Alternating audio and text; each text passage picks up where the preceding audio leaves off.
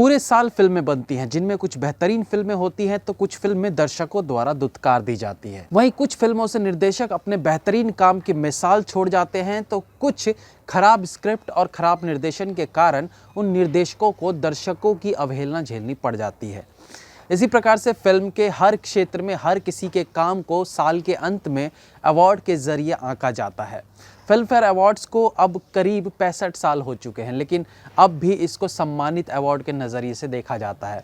हालांकि कई बार कई एक्टर्स इन अवार्ड्स की हकीकत ऑन कैमरा भी बयान कर चुके हैं। कई एक्टर्स खुलकर इन अवार्ड्स के खरीद फरोख्त की बात कर चुके हैं, लेकिन फिर भी इस अवार्ड को पाना हर कलाकार के लिए गर्व की बात समझी जाती है। इस साल भी फ्लिक्स फिल्म फेयर अवार्ड का आयोजन किया गया और हर डिपार्टमेंट की सर्वश्रेष्ठ फिल्मों को अवार्ड से सम्मानित किया गया। अब इस साल क्योंकि सिनेमा हॉल तो लॉकडाउन और कोविड के कारण बंद रहे, ऐसे में ओटीटी पर कुछ बेहतरीन फिल्में और वेब सीरीज देखने को मिली। तो ऐसे में जब अवार्ड्स की बात आएगी तो इन्हीं प्लेटफॉर्म पर रिलीज होने वाली फिल्में और वेब सीरीज को ही आंका जाएगा। तो इस बार ये अवार्ड्स अलग अलग कैटेगरी में अलग अलग फिल्मों और वेब सीरीज को दिया गया है। बेस्ट वेब सीरीज़ की बात करें तो इस बार ये अवार्ड दिया गया था पाताल लोक को। इसमें कोई शक नहीं है कि ये एक well scripted, well executed web series थी, जिसके लगभग हर डिपार्टमेंट में बेहतरीन काम देखने को मिला था।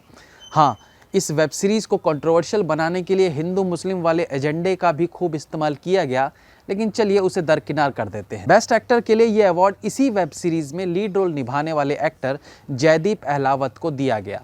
यहाँ तक भी ठीक है। इसके बाद फैमिली मैन, पंचायत और आर्या जैसी वेब सीरीज़ को अलग अलग कैटेगरी में अवार्ड मिले। ठीक है, जिन जिन एक्टर्स और फिल्मों को अवार्ड्स मिले, जाहिर सी बात है उनमें कुछ खास था, इसलिए ये अवार्ड्स उन्हें दिए गए। लेकिन सवाल ये उठता है, क्या ये इतने बेहतरीन थे कि स्कैम 1992, असुर और अभय जैसी फिल्मों को पछाड़ सके? असुर में अरशद वारसी के बेहतरीन काम को नकारा नहीं जा सकता, लेकिन बेस्ट एक्टर के तौर पर जयदीप अहलावत को अवार्ड दिया जाना अखरता नहीं है, क्योंकि वो ये अवार्ड डिजर्व करते हैं। लेकिन असुर में वरुण सोबती के काम को भी नज़रअंदाज नहीं किया जा सकता था। स्कैम 1992 वो वेब सीरीज़ थी जो इस साल सबसे ज़्यादा चर्चा में रही, और उससे भी ज़्यादा चर्चा में रहे इस वेब सीरीज़ के एक्टर प्रतीक गांधी। लेकिन ये वेब सीरीज़ और एक्टर इस पूरे अवार्ड से कोसों दूर रहे।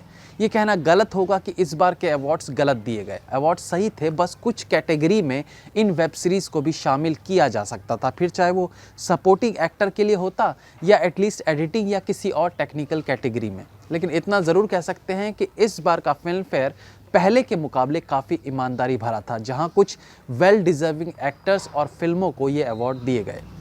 इसी प्रकार की तमाम जानकारियों के लिए हमारे साथ जुड़े रहिए। नमस्कार।